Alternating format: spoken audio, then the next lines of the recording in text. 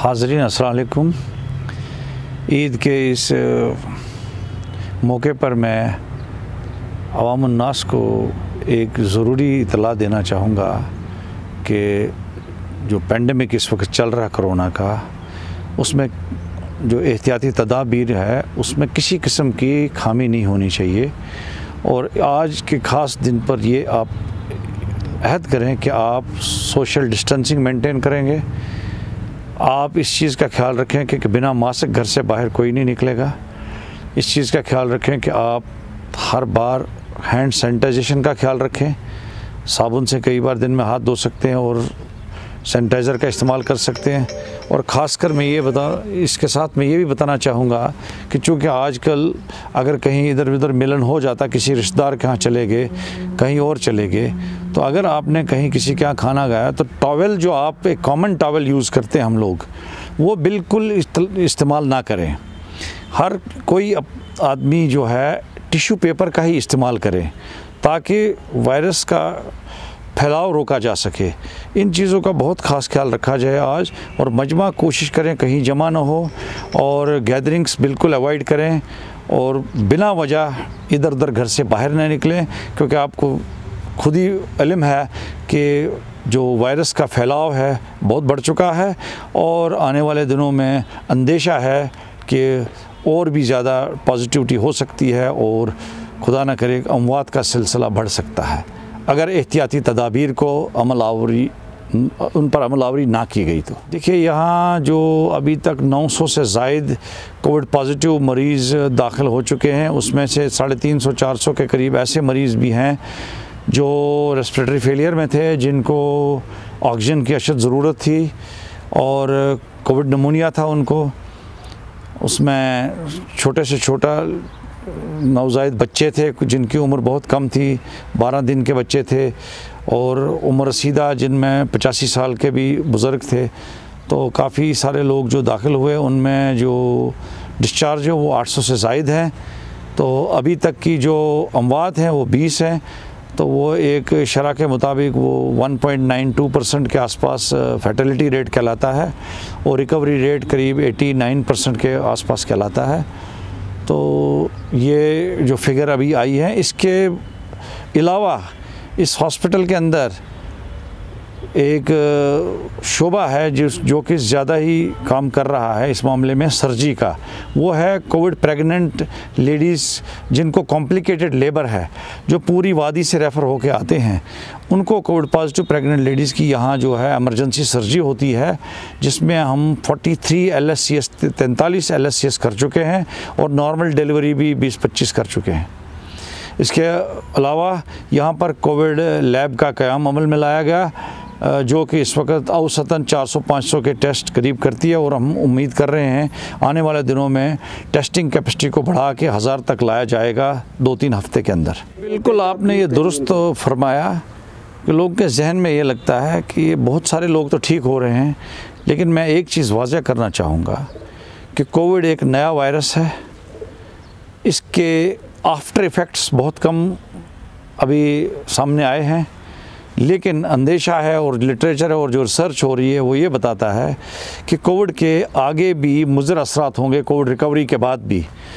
तो सबसे बेहतर ये रहता है कि कोविड हो ही ना इंसान को। इसलिए इसको आप फ्लू के मुकाबले में मत लीजिए। ये नहायत ही मुहलिक वायरस है। तो इससे निजात पाने का एक ही तरीका है कि वायरस को होस्ट दस्तयाब ना हो, और होस्ट है इंसान की शक्ल में। और जब आप मास्क का इस्तेमाल करते हैं तो वायरस आपके अंदर जाएगा नहीं, या आप हैंड सैनिटाइजेशन करते हैं तो वायरस आपकी बॉडी के अंदर पहुंचेगा नहीं।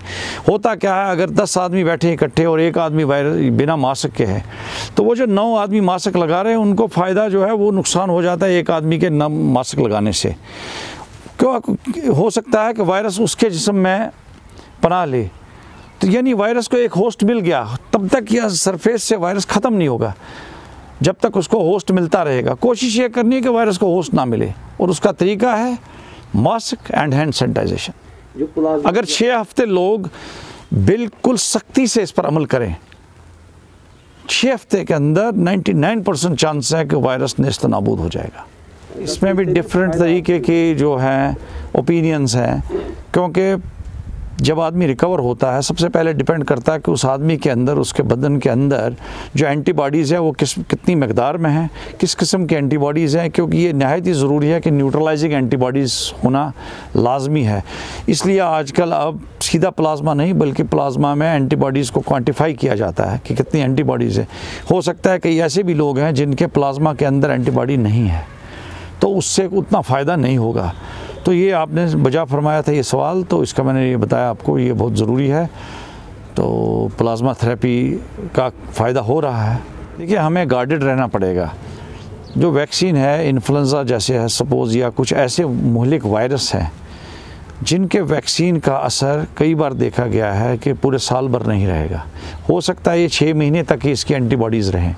अभी भी क्योंकि अभी 4-5-6 महीने हुए इसको, रिसर्च हो रही है साथ साथ, ये देखना लाजमी है कि एंटीबॉडीज़ कितनी देर तक इंसान के जिस्म में उस मकदार में रहती है कि इन्फेक्शन को रोका जा सकता है। क्योंकि अभी सामने आ रहे हैं कुछ री इन्फेक्शन भी आ रहे हैं, तो ये चीज़ें हमें जहन में रखनी ज़रूरी है। इसमें खुशफहमी में रहना है कि बस आ गया वैक्सीन और हो गया काम ख़त्म।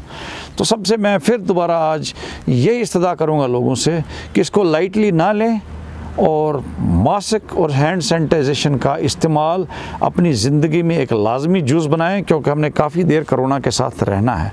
जो ऐसा कोई केस नहीं आया जो दोबारा पर ही पॉजिटिव आया, नहीं कोई केस। अच्छा, फिलहाल अल्हम्दुलिल्लाह सारा कुछ नहीं, हमारे पास नहीं आया अभी तक, इस हॉस्पिटल के फिगर्स में नहीं आया। हमें हुकूमत की तरफ से हिदायत मिली कि आप सिर्फ कोविड का ही इलाज करें अभी, तो हम सिर्फ कोविड के ही इलाज में इस वक्त जुटे हुए हैं।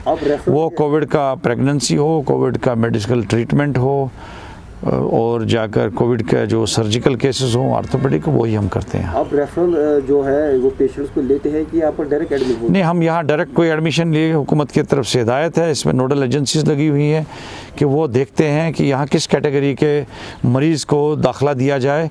यहाँ सिर्फ कैटेगरी 2 और 3 के मरीज़ को दाखिला दिया जाए जो कि रेस्पिरेटरी डिस्ट्रेस में होते हैं, सिक पेशेंट्स होते हैं।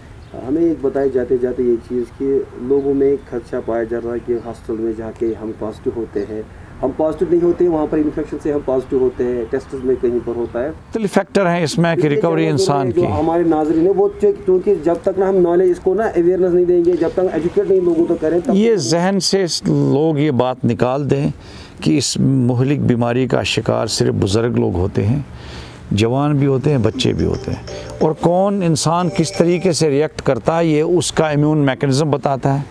उस इंसान के और कोई तकलीफ़ तो नहीं है, उसका असर पड़ता है, वो इंसान कोई ऐसी अद्वियात तो नहीं खा रहा है, तो ये सारी मल्टीफैक्टोरियल है। तो लेकिन हमने ये सोच के चलना है कि हर किसी को इसमें ख़तरा है, तो ख़तरा लाहक है, कोई इसमें इम्यून नहीं है, तो ये सोच के हमने चलना है। हम जो डेवलपमेंट वर्क हो रहा है इस वक्त, उसमें भी हुकूमत की तरफ से इजाज़त लेकर हमने वो ये जारी रखा। उसमें पूरे एहतियाती तदाबीर लिए गए, जो SOPs डिज़ाइंड हैं वो फॉलो कर रहे हैं। तो उसमें सोशल गैदरिंग इकट्ठे नहीं होती है, मजमा जमानी करते हैं, और हर कोई मास्क का इस्तेमाल करता है और हैंड सैनिटाइज़र का इस्तेमाल करता है।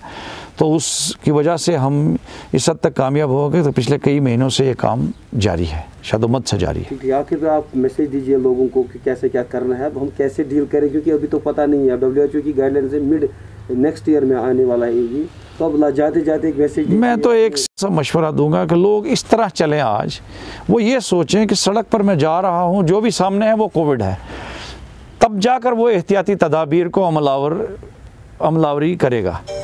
जब वो सोचेगा कि मैं सामने बैठा आदमी कोविड है, ये भी कोविड है, तो वो अपने आप उसमें एक ये पैदा हो जाएगा, नहीं मुझे एहतियात करना चाहिए, मास्क लगाना चाहिए, हैंड सैनिटाइजेशन और सोशल डिस्टेंसिंग करनी चाहिए, गाड़ी में ज़्यादा लोग जमा ना हो, रिश्तेदार के यहाँ ज़्यादा आना जाना ना हो।